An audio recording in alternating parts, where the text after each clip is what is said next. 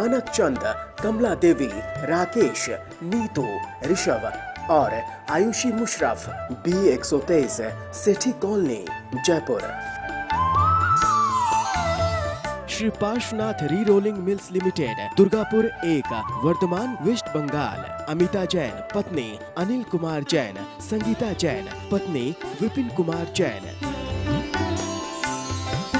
श्रीमती शशि बाला जैन, श्रेयांश जैन, श्रीमती अनुपमा जैन, शरीश जैन, श्रीमती शशि जैन, चेतन Jain, Asmit Jain, 54B, नवीन नगर, सहारनपुर, उत्तर प्रदेश। यशपाल जैन, श्रीमती सूरज जैन, शाहगढ़, सागर, मध्य प्रदेश। श्रीमती कमला देवी पाटनी, धर्मपत्नी स्वर्गीय श्री मदन लाल जी पाटनी, सुपुत्र राजकुमार पाटनी, कैलाश चंद पाटनी, प्रकाश चंद पाटनी, प्रदीप कुमार पाटनी, अनिल कुमार पाटनी, इम्फाल, मणिपुर। लक्ष्मी देवी जैन, सीमा जैन, धर्मपत्नी श्री अशोक जैन, मेहुल जैन, शाश्वत जैन, प्लॉट नंबर 658, महावीर नगर, प्रथम, जयपुर, राजस्थान। श्री दिगंबर जैन, महिला शास्त्र सभा, सूर्यनगर, गाजियाबाद। श्री सन्मति महिला मंडल, श्री दिगंबर जैन मंदिर, सेठी कॉलोनी, आगरा रोड, जयपुर। जय जिनेन्द्र तज्जयति परम ज्योति, समं समस्तैरनंत पर्यायैः, दर्पणतल इव सकला प्रतिफलति पदार्थमालिका यत्र। पंच परमेष्टि भगवान की जय। हिंसा के वर्णन में जिसका कोई मुकाबला नहीं, ऐसे पुरुषार्थ सिद्ध पाए ग्रंथ में बड़ी विचित्र बातें पढ़ने को मिल रही हैं। श्लोक नंबर 45 में आचार्य ने बताया, अगर समिति पूर्वक आचरण हो फिर भी जीव हिंसा हो तो भी हिंसा नहीं लगेगी। और 46 में इससे उल्टे, अर्थात प्रमाद सहित आचरण है और जीव हिंसा नहीं भी है तो भी जीव हिंसा लगेगी। अब श्लोक नंबर 47 में और एक नई बात बता रहे हैं। यस्मात् सकषाय सन् हन्त्यात्मा प्रथममात्मनात्मानं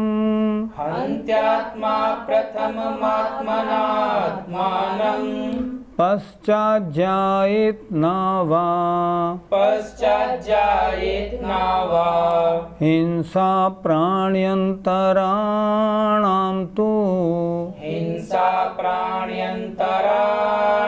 तु बोलिए। यस्मात् सकषाय सन् हन्त्यात्मा प्रथममात्मनात्मानं पश्चाज्जायेत न वा हिंसा प्राण्यन्तराणां तु। यस्मात् क्योंकि, सकषाय सन् कषाय सहित होता हुआ, हंती आत्मा, संधि विच्छेद करें, हंती आत्मा घात करता है आत्मा, प्रथमम पहले, आत्मना आत्मा का, आत्मानम आत्मा के द्वारा। जब किसी जीव ने अपनी आत्मा में कषायों की उत्पत्ति की तो हिंसा तो हो गई, सबसे पहले उसने अपनी हिंसा तो कर ही ली। देखें फिर एक बार, यस्मात् क्योंकि, सकषाय सन् कषाय सहित तो होता हुआ, आत्मा प्रथमम माने पहले, आत्मा के द्वारा आत्मा की हंती हिंसा कर लेता है। आत्मा में किसी को मारने के, पीटने के आदि विकारी भाव उत्पन्न हुए, आत्मा की हिंसा तो उसने कर ली, कार्य हो या ना हो वो बात की बात है। पहले आत्मना आत्मा के द्वारा आत्मा की हिंसा तो कर ही लेता है, पश्चात बाद में जायेत नावा, वह हिंसा हो या ना भी हो। क्या? प्राण्यंतराणाम, अन्य जीवों की हिंसा, अर्थात पश्चात बाद में प्राण्यंतराणाम, अन्य जीवों की हिंसा, जायेत व न, हो और ना भी हो, लेकिन जब विचार आया तो हिंसा तो हो गई। भाव हिंसा और द्रव्य हिंसा में मुख्यता किसकी है? भाव हिंसा की। द्रव्य हिंसा हो और परिणाम हिंसा के नहीं हो, हिंसा नहीं लगेगी। हिंसा के परिणाम हो और हिंसा नहीं हो पाए तो भी हिंसा लग जाएगी। पंडित जी, द्रव्य हिंसा और भाव हिंसा में क्या अंतर है? जो हिंसा रूप परिणाम आत्मा में होते हैं वह भाव हिंसा है। जैसे मैं इस जीव की हिंसा करूं, परिणाम आत्मा में हुए, वो हुआ भाव हिंसा। और जब उस जीव की हिंसा की तो हुई द्रव्य हिंसा।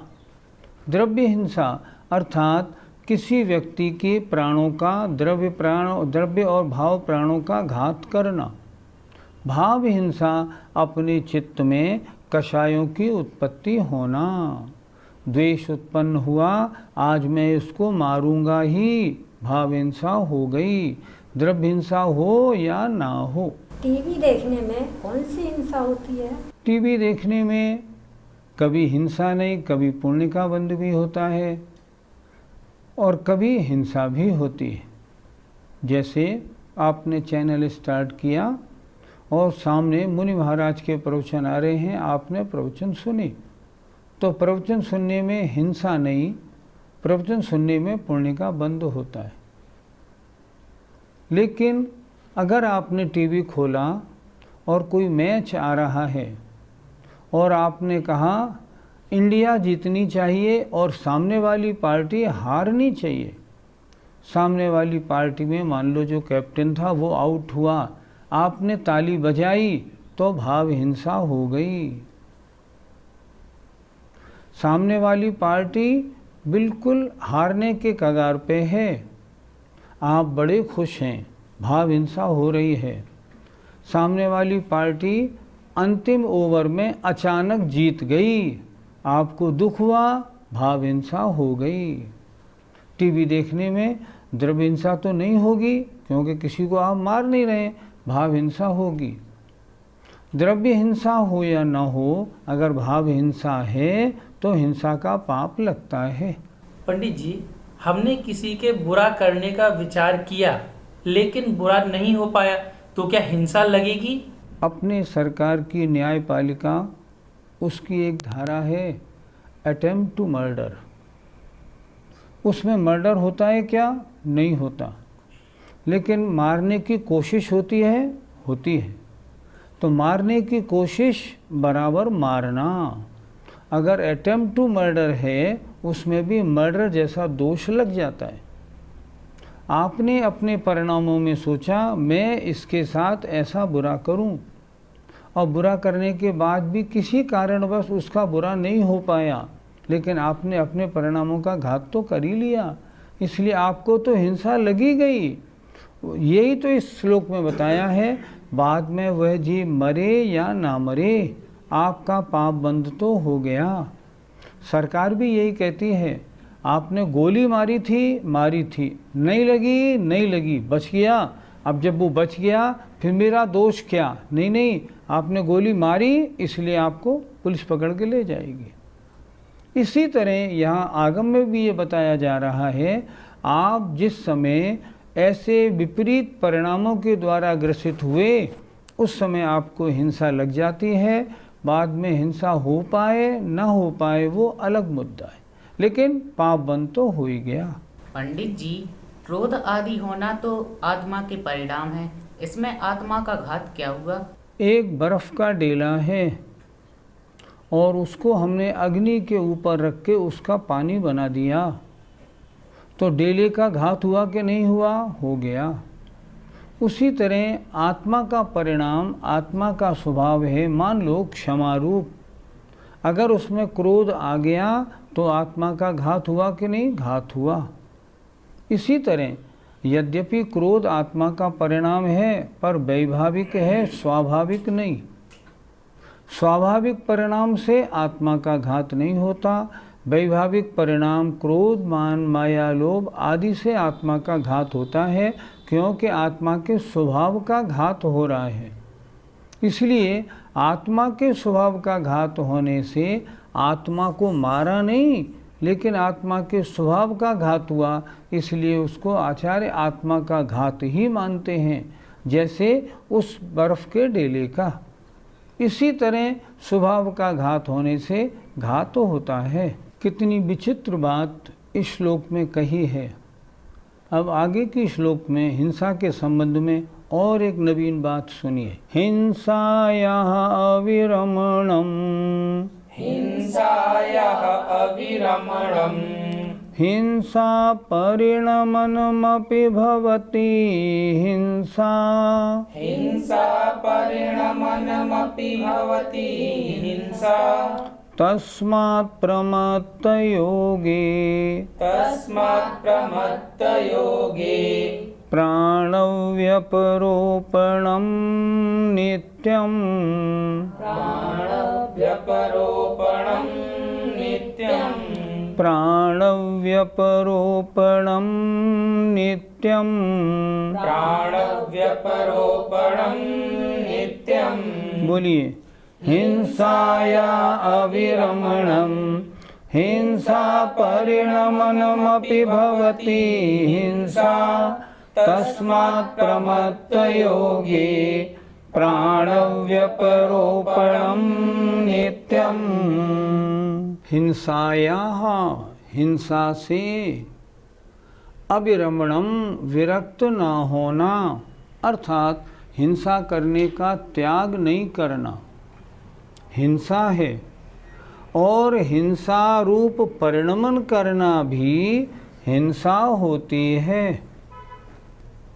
हिंसा का त्याग नहीं करना तो हिंसा, हिंसा रूप परिणमन करना तो भी हिंसा। क्यों कह रहे हैं? तस्मात्, इसलिए, प्रमत्त योगे, प्रमत्त सहित अर्थात प्रमाद सहित योग में, प्राण व्यपरोपणम, प्राणघात नित्यम, हमेशा पाया जाता है।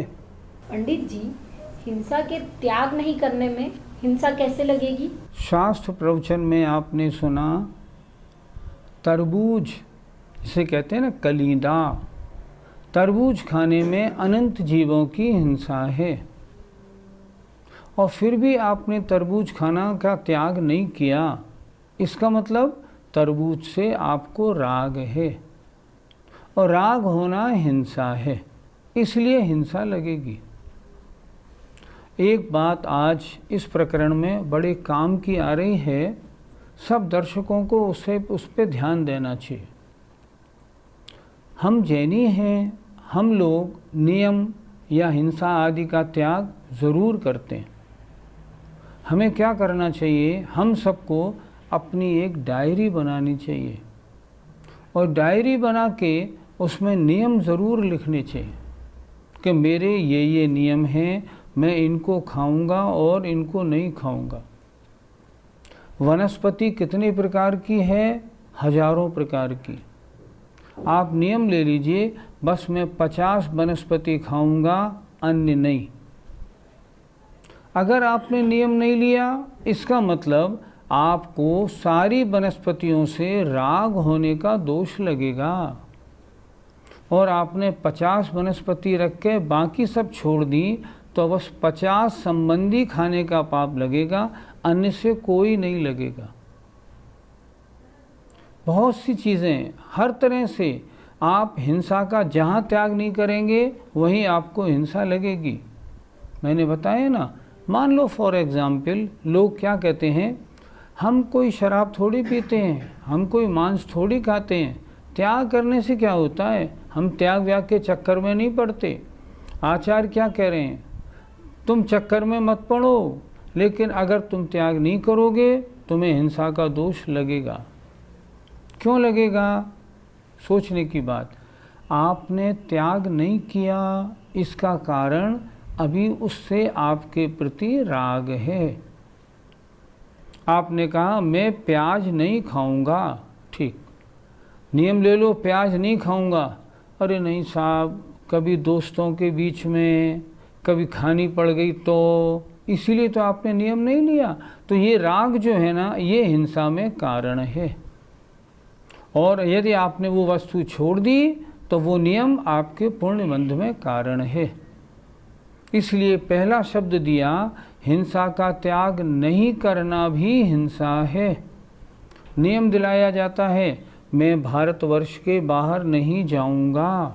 इससे क्या हुआ, मेरा दायरा छोटा हो गया। इसके बाहर किसी ने हमसे कहा वहाँ चल रहे हो, वहाँ वो प्रोग्राम है, नहीं नहीं हमें नहीं जाना। क्यों, हमारा तो नियम है। तो हिंसा कितनी कम हो गई, बहुत कम हो गई। इसलिए हम सबको क्या करना चाहिए, डायरी बनानी चाहिए। और डायरी में सब तरह का नियम, अपने खाने पीने का, पहनने ओढ़ने का, सब तरह का नियम लिख लेना चाहिए। मैं इतनी वस्तुएं खाऊंगा, इतने स्थानों पे जाऊंगा, इतना परिग्रह रखूंगा, इतनी संपत्ति कमाऊंगा, इससे ज़्यादा नहीं कमाऊंगा। अगर ऐसा कर लेता है बहुत हिंसा से बच जाता है। इस श्लोक में 2 प्रकार की हिंसा क्यों बताई है? पहली अविरमण रूप हिंसा, दूसरी परिणमन रूप हिंसा। 2 तरह की हिंसा बताई है। पहली त्याग नहीं करने रूप हिंसा और दूसरी कार्य करने रूप हिंसा। दोनों में हिंसा क्यों बताई कि राग रूप परिणाम दोनों में हैं। छोड़ क्यों नहीं रहे हैं, शायद कभी खाने का मौका पड़ जाए। कर क्यों रहे हैं, उसके बिना चैन नहीं पड़ रही है, इसलिए कर रहे हैं। इसलिए दोनों में आत्मा में राग द्वेष उत्पन्न होने के कारण दोनों कार्यों में हिंसा है। यदि राग नहीं है तो त्याग कर दो ना, कि मैं आजीवन 40 हरी खाऊंगा, इससे ज़्यादा नहीं। अरे नहीं साहब, ये तो मुश्किल है। मुश्किल है इसका मतलब आपका राग है। राग है, हिंसा है। लिखा है ना, तस्मात् प्रमत्त योगी। इसलिए प्रमाद योग होने के कारण हिंसा कही गई है। पंडित जी, कुछ व्रती लोग भोजन करने के पश्चात कायोत्सर्ग करके अगले दिन तक भोजन इत्यादि का त्याग कर देते हैं। क्या इससे कोई फायदा होता है?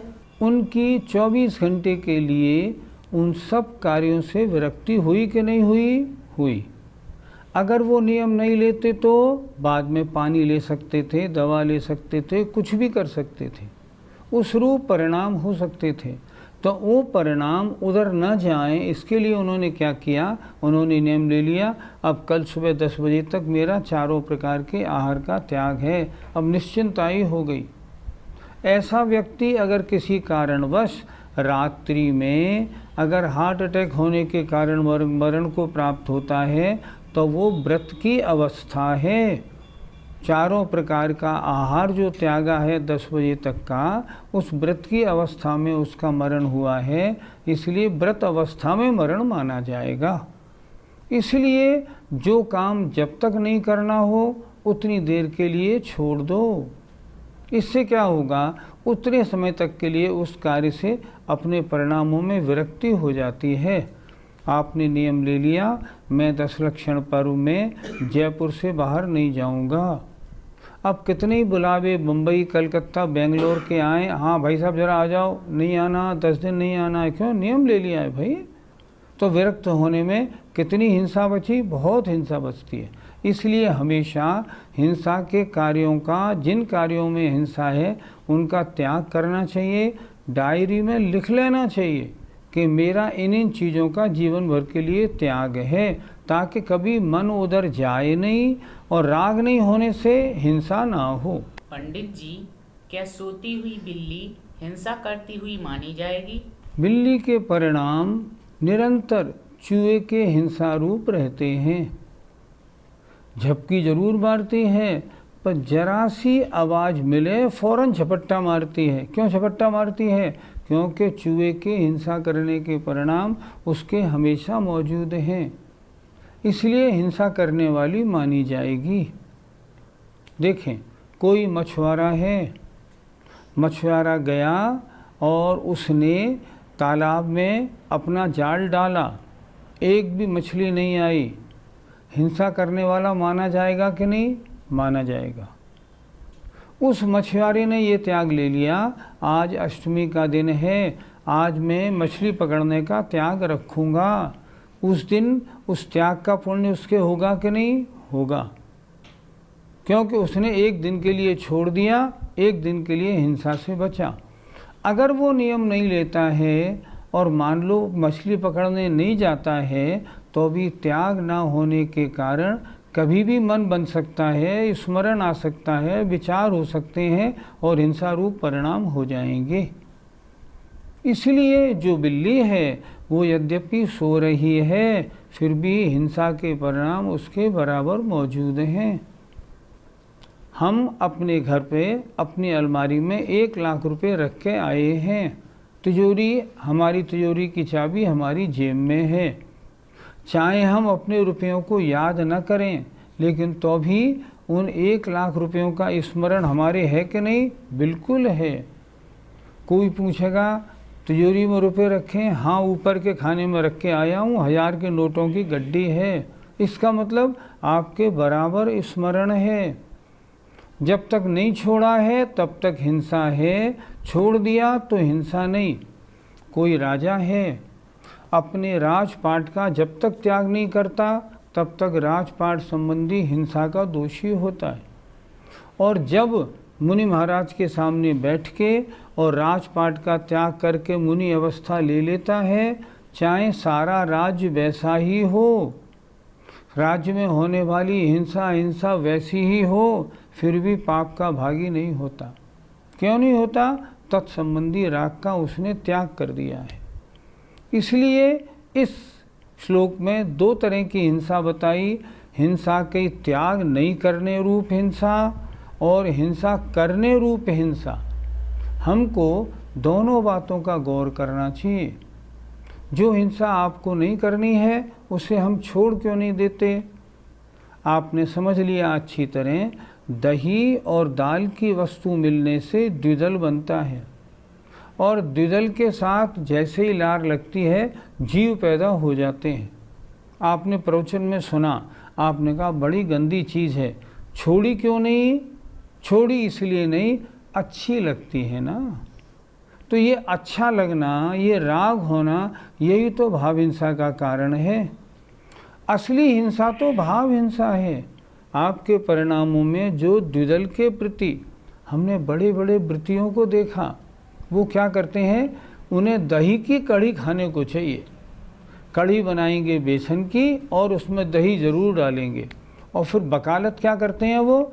नहीं, वो गर्म हो जाता है ना, तो गर्म होने के बाद उसमें फिर जीव नहीं पड़ते। किस शास्त्र में लिखा? आगम तो दिखाओ भैया। ये गली क्यों निकाल ली आपने?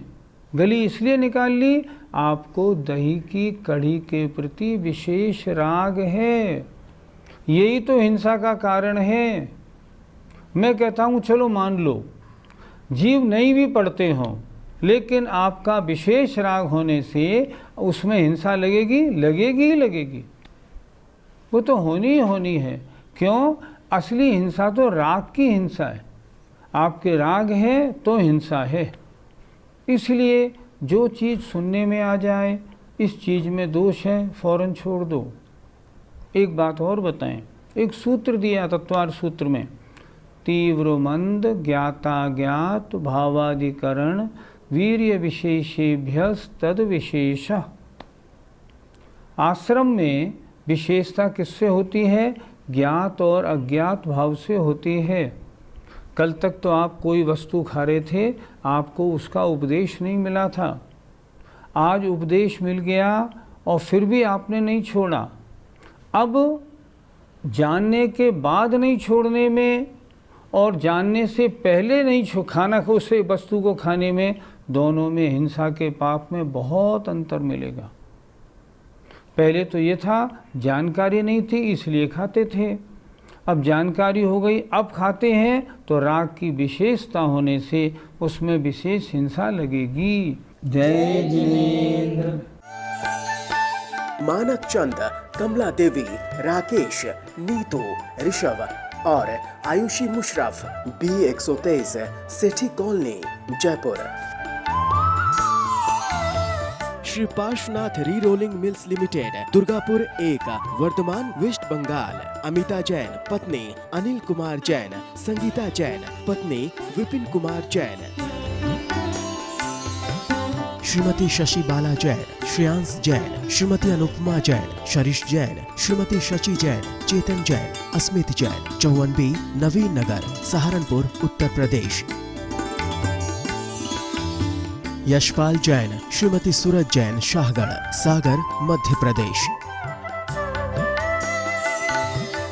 श्रीमती कमला देवी पाटने, धर्मपत्नी स्वर्गीय श्री मदन लाल जी पाटने, सुपुत्र राजकुमार पाटने, कैलाश चंद पाटने, प्रकाश चंद पाटने, प्रदीप कुमार पाटने, अनिल कुमार पाटने, इम्फाल, मणिपुर। लक्ष्मी देवी जैन, सीमा जैन, धर्मपत्नी श्री अशोक जैन, मेहुल जैन, शाश्वत जैन, प्लॉट नंबर 658, महावीर नगर, प्रथम, जयपुर, राजस्थान। श्री दिगंबर जैन, महिला शास्त्र सभा, सूर्यनगर, गाजियाबाद। श्री सन्मति महिला मंडल, श्री दिगंबर जैन मंदिर, सेठी कॉलोनी, आगरा रोड, जयपुर।